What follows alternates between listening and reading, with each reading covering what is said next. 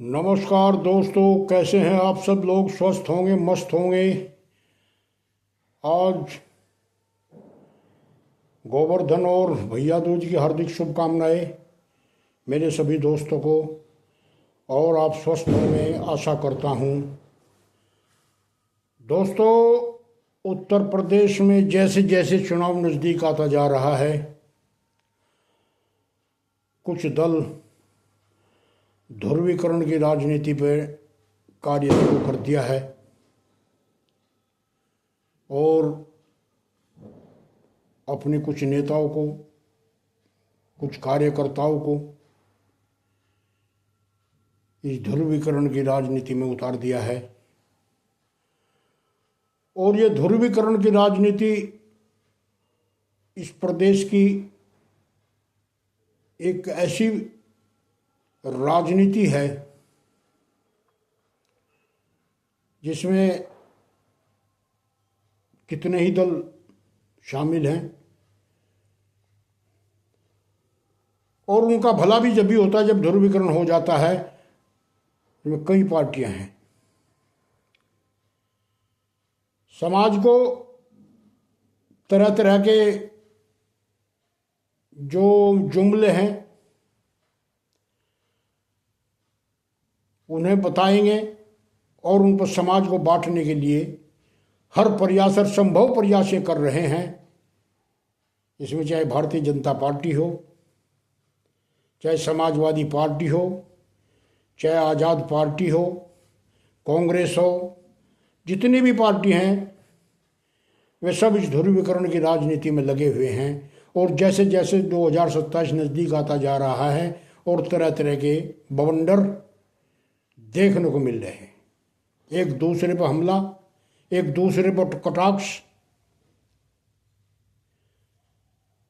दूसरा कितना ही काम करो उसकी बुराई करना, उसकी टांग खींचना, ये नियति बन गया इन पार्टी वालों के लिए। देश का विकास, नौजवानों का विकास, किसानों का विकास, मजदूरों का विकास, व्यापारियों का विकास, इनसे न कोई लेना देना नहीं। सिर्फ ध्रुवीकरण करके अपना उल्लू सीधा करना है। अभी मैं देख रहा था सोशल मीडिया पर, साल साल भर, 2-2 साल पहले वीडियो चलाए जा रहे हैं और ध्रुवीकरण की राजनीति को पूरी तरह से सामने लाया जा रहा है। भारतीय जनता पार्टी के कुछ नेता ये सोच रहे हैं कि जो काम हमें करना था वो विपक्षी दल कर रहा है। जितना ध्रुवीकरण विपक्ष करेगा, भारतीय जनता पार्टी का ध्रुवीकरण ऑटोमेटिक उतना ही हो जाएगा। समाजवादी पार्टी इस ध्रुवीकरण की राजनीति में बीजेपी से भी घाट नहीं है। बीजेपी से भी चंद कदम आगे है। लेकिन एक बात नजर आ रही है कि समाजवादी पार्टी के जो नेता ध्रुवीकरण की राजनीति कर रहे हैं, लोगों को बरगला रहे हैं और तरह तरह के बवंडर मिचा रहे हैं, उसका सीधा फायदा अपने आप भारतीय जनता पार्टी को हो रहा है। इससे भारतीय जनता पार्टी को ज़्यादा ना कुछ करते हुए ध्रुवीकरण उनके लिए हो रहा है। अभी पिछले दिनों बरेली में जो बवंडर मिचा,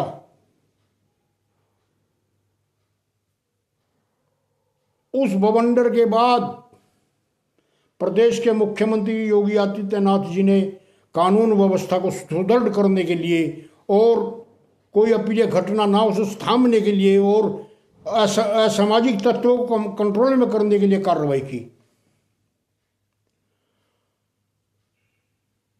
वहीं समाजवादी पार्टी के कुछ लीडर इसमें भी ध्रुवीकरण ढूंढ लिया और वहाँ जाने के लिए तैयार हुए, लेकिन वहाँ पुलिस ने उन्हें रोक दिया। और उसके बाद से हर पार्टी के नेता एक दूसरे पर कटाक्ष करके बयान दे रहे हैं और ध्रुवीकरण की राजनीति को किसी तरह से भी छोड़ना नहीं चाहते, विशेष तौर से उत्तर प्रदेश में। राजस्थान में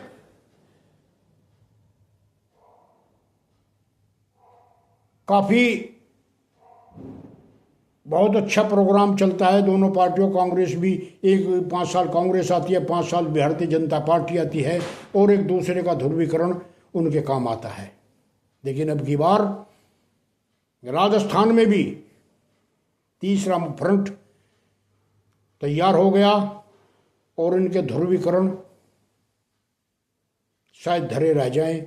वहाँ पर हनुमान बेनीवाल ने तीसरा फ्रंट कर दिया और वो एक बहुत ही सशक्त और कर्मठ नेता है, तो जनता उनके पक्ष में जुड़ गई है और एक किस्म से कहे कि ध्रुवीकरण हनुमान बेनीवाल के पक्ष में हो गया।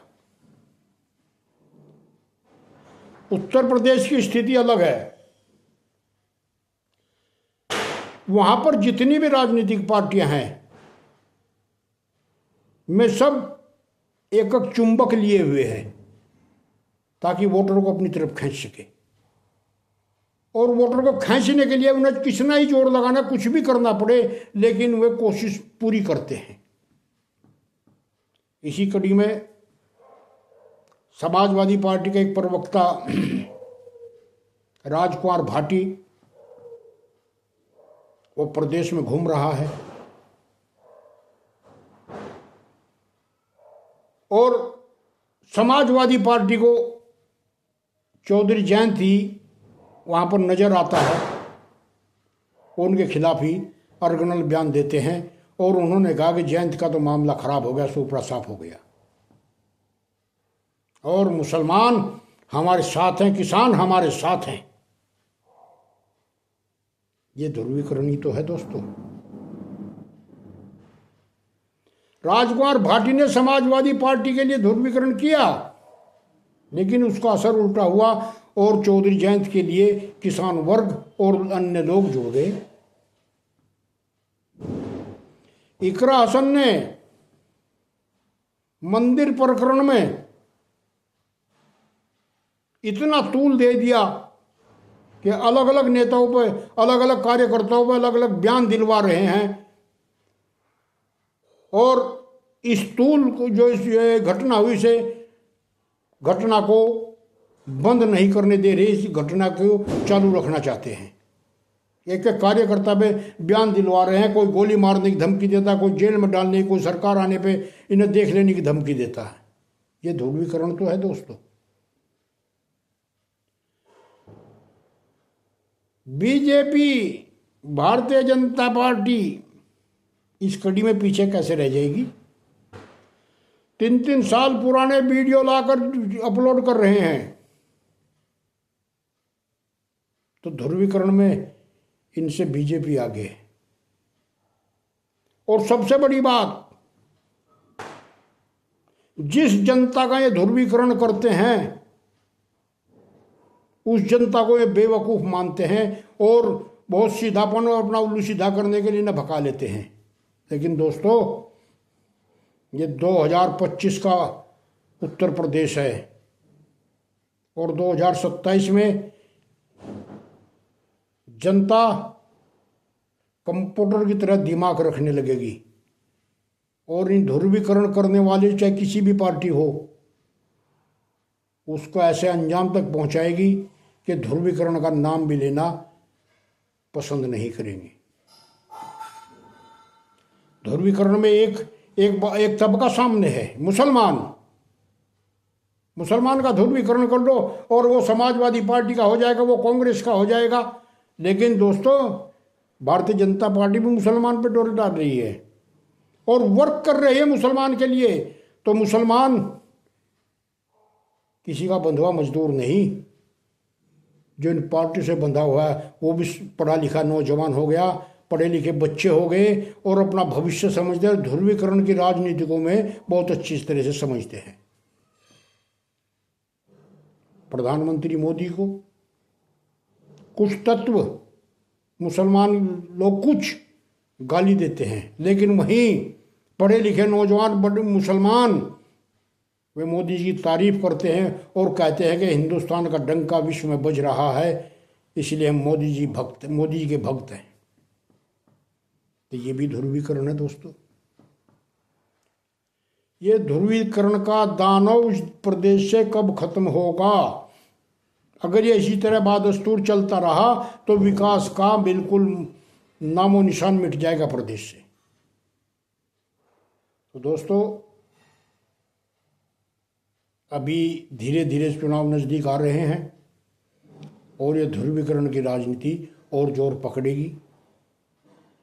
लेकिन एक बात जरूर है दोस्तों कि माननीय मुख्यमंत्री योगी आदित्यनाथ जी महंत भी हैं और बेलाग और बेलालच भी हैं। मुझे लगता है कि जनता के दिलों में वे बस गए हैं, और जब कोई जनता के दिलों में राज करता है तो उसे ध्रुवीकरण की जरूरत नहीं होती। ध्रुवीकरण की जरूरत उन्हें होती है जिन्हें शंका होती है कि आपका मामला खराब है।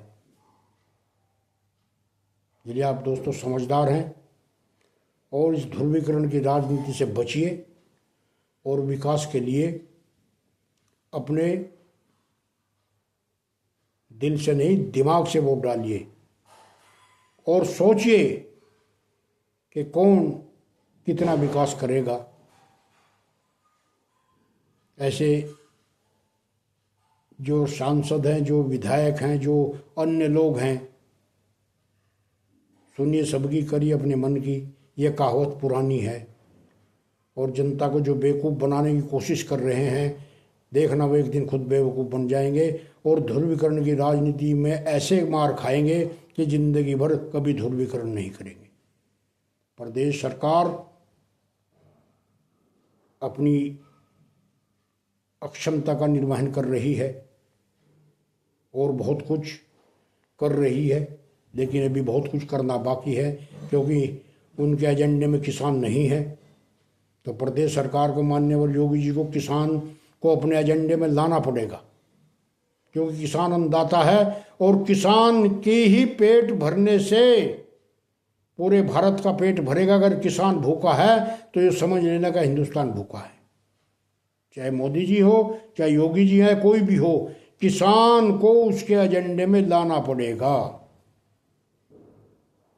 और मैं एक बात और योगी जी से कहूँगा, मुख्यमंत्री मान्यवर से, कि एक किसान एक्ट का भी गठन करें ताकि किसानों की जो लूट होती है, लूट खसूट होती है, वो उससे बच सके। नमस्कार दोस्तों, मैं आपका चौधरी ओमकार सिंह दैया, यूट्यूब न्यूज़ चैनल सच के सवेरा के साथ। कैसी लगी ये वीडियो मुझे कमेंट करके बताएं, और जिन दोस्तों ने भी नए हैं, सब्सक्राइब नहीं किया मेरा चैनल, वो सब्सक्राइब कर लें और शेयर करें, लाइक करें। राम राम जी।